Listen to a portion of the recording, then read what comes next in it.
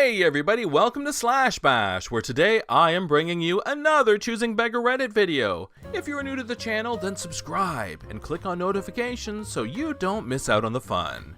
In our first story, a choosing beggar wants to book a hotel room, but it shouldn't cost that much. Let's jump right in. During my university days, I worked as a night auditor. I have dealt with my fair share of choosing beggars, but situations like the following were the most common. I worked in a city with a lot of summer tourism and a big theater festival lasting 2 months in the summer. Especially during the festival, choosing beggars were a dime a dozen. An example I remember well would be this one. During the summer, between the festival and the hordes of Asian tourists, the town and the hotels are pretty much booked to capacity each night all summer. Sure, you do have a few cancellations or no-shows in the end, but we seldom had more than 2 or 3 rooms available like that during summer. The choosing beggar in question arrived the first time shortly after midnight. He inquired what a room for him and his pregnant wife would cost. I told him what I had available and showed him the picture on my computer screen and what it would cost. He accused me of highway robbery and said he would never stay with us if I didn't lower the price substantially. We had some leeway with prices, and because it had been hot all day and it was light at night, I forgave the choosing beggar's flippant tone and lowered the price a little. But it was still not enough for choosing beggar, so cursing me, he went on his merry way, trying his luck in other hotels, which were just as booked as us and mostly had higher prices. So an hour later, he was back, asking me if I was willing to knock something more off. I wasn't, so he left again. Around 3:30 or 4 a.m., he was back again. When he was here before, I had 3 or 4 rooms left. Now, I was down to a room for 1 person, and 1 double room with 2 beds. We normally give out last because it was the tiniest 2-person room we had. At this point, I need to say the owner's wife was an interior designer, and the owner let her plan the rooms so every flipping room looked different. On top of that, the hotel was in an old historical building, so the rooms all had different layouts and the amount of space available as well. Choosing beggar looked somewhat defeated and acquiesced to the price. When he saw the room, he flipped out. He said that it was not the pictures I had showed him, but I had told him that the room I had previously shown him in the photos was not available anymore. And then I made the mistake of mentioning the only rooms I still had available were a single room and the luxury apartment on the top floor. Of course, he then wanted an upgrade for the same price to the luxury apartment. After all, no one else was going to use it. I had not mentioned the luxury apartment before because it was for the use of the owner and people the owner allowed to use it only. I told them that I was not allowed to give anyone that room. What followed was a 10-minute argument between choosing beggar, his pregnant wife, and me, in which they tried to convince and strong-arm me into letting them have the apartment for the same price, or better yet, free. They threatened me with everything from calling my boss, whose number they did not have, to giving the hotel negative reviews online. It didn't work. They tried to sweeten the deal with coupons for their own business, which was 400 kilometers away in another city. When bribing me with useless gifts didn't work, they told me the wife was pregnant and I should have a heart and give them the apartment. I declined and told them to leave. Choosing beggar then tried to argue it was 4 a.m. The night was nearly over anyway, so if I didn't give them the apartment, I should at least give them the small room for free or at least a very low price. They would barely be using it anyway, and not even the whole night. I don't know how often other people came across that argument, but I heard it often enough during the night shift. Enough. I told them to leave or I would call the cops. I canceled the room and kicked them out. They cursed me and told me they would take their business to another, more reasonable hotel. I had enough at that point. I was stressed, tired, and feeling petty. I knew most of the other night auditors and night shift people in the hotels around ours, which were most of the 4 stars in town. I shot every one of them an email with the names of the choosing beggars and told people they were trying to scam a free room out of me. And I can with relative certainty say those choosing beggars did not get a room in any 4-star hotel that night. So, arriving at the hotel with your pregnant wife, but there's no room at the inn. A modern take on a classic tale. Story 2 shows us a choosing beggar who wants to get her money back from the store because they are now selling the items cheaper. She has never heard of a sale, apparently. I work in retail. The store I work at has been closed for about 3 months due to the pandemic that shall not be named. We opened up recently and therefore have been taking a lot of returns and exchanges. One lady came in last week who wanted to return a few items. No biggie. I returned them, put the money for the items back on her card. Everything seems fine. She goes to shop and later comes to check out with a few new items. I ring them up and she asks me if she can exchange her previously bought items. I tell her sure. She pulls out a receipt and starts to tell me what our current prices are for some items she had bought back before we closed. I'm like, okay, what are we exchanging? She wanted me to return a bunch of items she'd bought months ago for our current prices because they're slightly cheaper now. I tell her no, we don't do that. That's against our policy. The receipt was outside a 7-day price match period even before we shut down the store.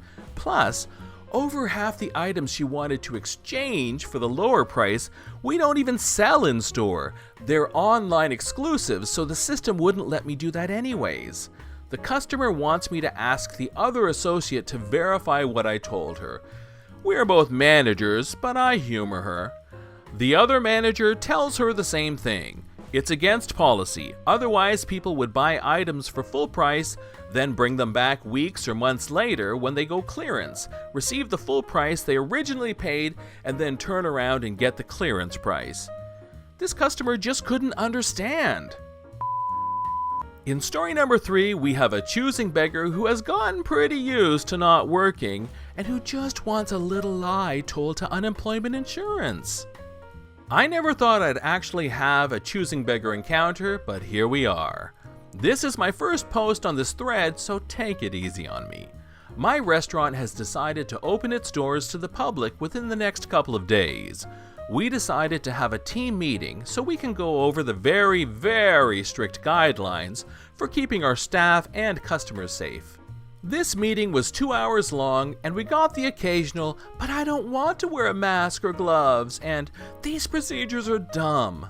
We were prepared for this. What I wasn't prepared for was this choosing beggar. Choosing beggar pulls me aside and tries to start a conversation. What if we're uncomfortable going to work?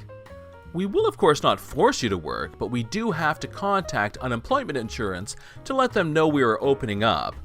But why? I'm uncomfortable with a mask on and I'm not ready to work. I'm sorry, that's just something we have to do. You can't perhaps lie? You know, just a little fib so I don't have to come back so soon. You'd be doing a great thing for a poor single mother. No, choosing beggar. I won't break a law so you can be lazy. Not sure if that would actually break any laws, so sorry if I'm misinformed. Well, can you take a share of everyone's tips and give them to me? I just don't want to work yet. I now have, "Are you stupid?" written all over my face. Absolutely not. I will never take someone else's money that they earned. It is your problem if you don't want to come back, and I will not allow you to make it everyone else's problem. It's not that big of a deal. Just take $5 from everyone. How stupid are you? You're starving my children. How could you be okay with endangering children over $5? I am not endangering your children or starving them. This is 100% your choice. We have offered you your job back and you are refusing to come back. I understand being afraid of making your children sick, and I'm very sorry about the situation, but I'm just passing on what I've been told and my hands are tied. You don't know what it's like. You don't even have kids, so don't use that bull stuff to make yourself feel better. You are just being selfish, and my kids will starve because of you. You're right, I don't have kids yet, but I am pregnant, so in some ways I do understand the fear. I am done arguing with you about this. You get two choices. Either you come back, or don't, but I will not lie to unemployment insurance or take money from your hard-working coworkers. You're starving my children. I'm calling corporate. If that's what you choose to do. I must get back to this meeting though. Good luck. The thing that makes this so incredible to me that I haven't mentioned yet is that Choosing Beggar is a manager. Only salaried managers were required to work through this entire pandemic.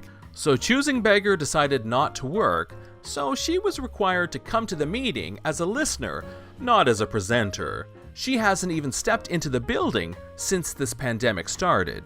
I'm not salary, but I chose to help out another store where my boss had been moved to as a temporary fix for them. In today's final story, a choosing beggar who thinks coffee should be free. This happened a long time ago, but I remembered it today, so here goes. My first job was as a baker in a family-owned business. As a rule, I didn't do much customer service because I left by 9 a.m. to go to class, and we often didn't have many customers before then. Also, my boss was a bit of a control freak who could barely take her hands off the reins for 2 seconds.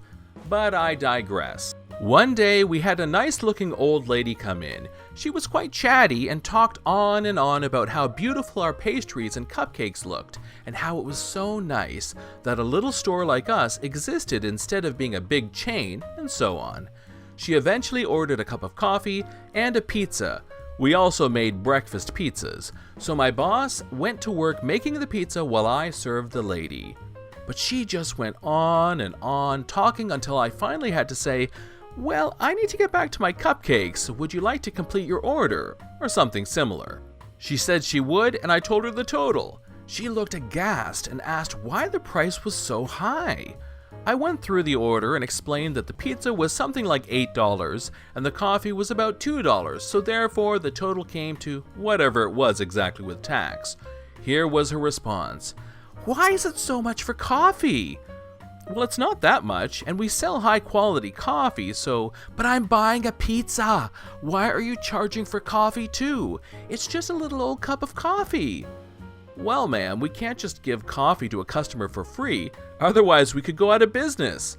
Sadly for her, I am not a pushover, and I hate being manipulated. "But it's just a coffee. I can't believe you're charging for a coffee." "I can take it off your order if you would like, but I cannot give it to you for free." "That is so sad. I remember blah blah blah about the old days and crap, until I finally wore her down and she paid for it all and left. That whole exchange took over 15 minutes, but by golly, she paid for her coffee. All of us at the bakery hoped we would lose her business, but no such luck. She was a weekly visitor for a long time. This has been John from Slash Bash. Thanks for watching. If you've enjoyed the video and want to see more of them, then hit that subscribe button. We'd love for you to drop a like, share it with your friends, and we will see you in the next one.